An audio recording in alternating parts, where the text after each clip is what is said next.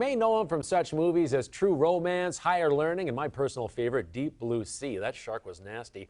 Next week, he's bringing his talents and comedy to the Emagine Theater in Royal Oak. We're talking about none other than actor and comedian Michael Rapaport. Michael, thank you so much for being here this morning. Really appreciate it. Thanks for having me. I'm excited to be coming back to Michigan, Royal Oak, and I'm excited to be talking to you. How's everything? Hey, everything is great here. Hey, tell us why you love performing in Detroit and the metro area here so much.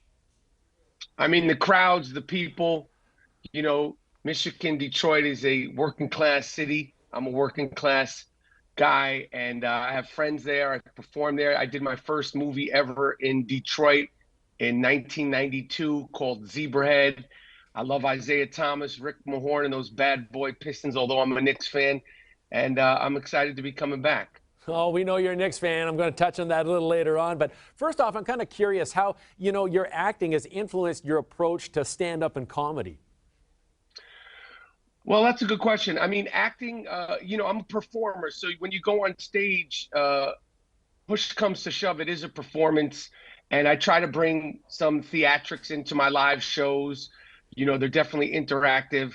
But being in front of a camera is very different as opposed to being in front of a live audience, because as you know, anything can happen at any time. And that's the sort of, thrill of victory and the agony of stand-up comedy defeat that you experience both times throughout a night doing the show. I mean, I feel like you're never in total control of a show. And that's something that, excites me. I've seen many of your films. I have a great love for Deep Blue Sea. You might have heard me say that earlier, but I don't want to talk about 25-year-old movie right at the moment. Talk about something a little more modern. You're a podcaster now. You're not afraid to shoot from the hip. So I'm curious, how do you incorporate, your views into your stand-up? Do we get a lot of those? Definitely. The stand-up show, my stand-up show, and the shows that I'm going to be doing coming up in Michigan, at the Emagine Theater. They're very spontaneous. I talk about current events. I talk about my life. I talk about, growing up, talk about being a father, talk about being, a son, talk about being married, talk about being divorced, and definitely talk, current events. And these shows, the 18th and 19th and 20th are really special because I was planning on coming a few months earlier, but because of some anti-Semitic threats, we had to reschedule them. So it's going to be good to be performing. One of your special guests, Mike Young, one of our producers, saw him, I think, last weekend here in Royal Oak as well. Tell us about, your collaboration with him, what you know about him, and what fans can expect from him.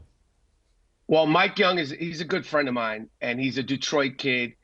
And we work together. We've been friends for a long time, and he's kind of like a brother to me. So we're gonna play around, and obviously it's gonna be comedy, but we're gonna do some special stuff together, just impromptu and just sort of more interpersonal, because I think he'll know some people in the crowd, and it's his home turf.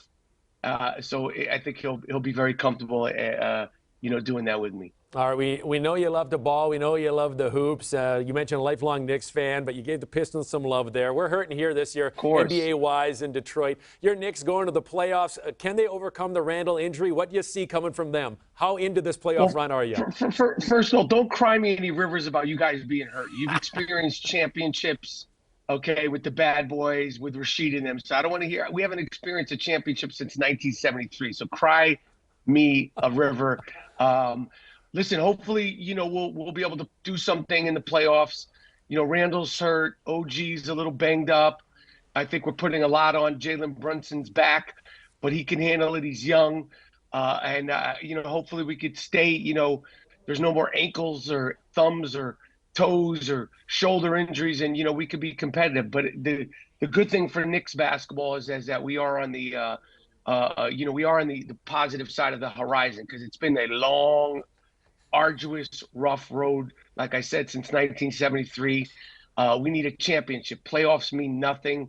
Second round, Eastern Conference final means absolutely nothing to us.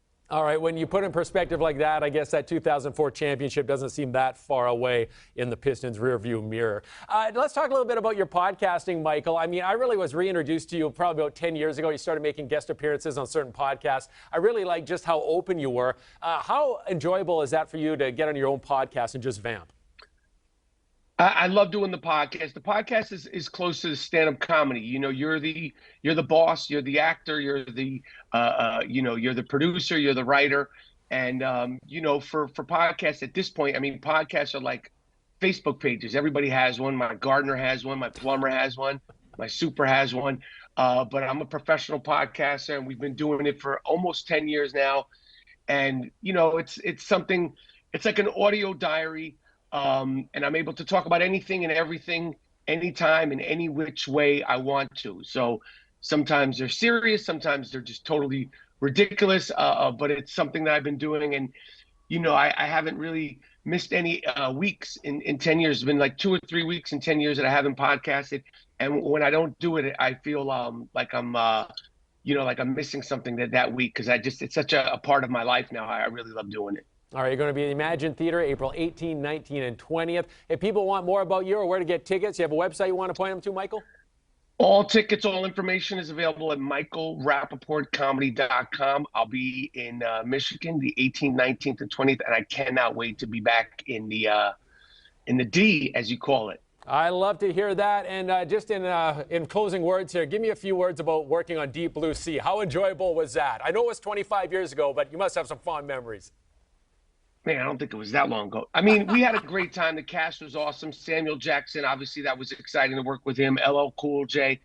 I will say, being in the water I think we shot that movie for 4 months, and being in the water every day for 4 months was not my favorite thing, but the fans loved the film, and it was a good time. It was a good wet splashing time working in Mexico on Deep Blue Sea. It was fun. All right, I don't want to make you shudder here, but Deep Blue Sea released 1999. Hey, time, we can't stop it, Michael. It just keeps ticking. Are you serious? That's crazy. Was it 99? 1999. That is insane, man. That is crazy. You burst I thought it was like, maybe 17 years ago. That's crazy. Well, I'm glad I could help you out. Time is flying. You've done so much, you got to check back in your IMDb, see when all these things were. Michael, thanks a lot for joining us this morning. This has been truly enjoyable. I'll see everybody in Michigan the 18th, 19th, and 20th. Take it easy, you guys. Have a great day. Can't wait for it. It's going to be a great show.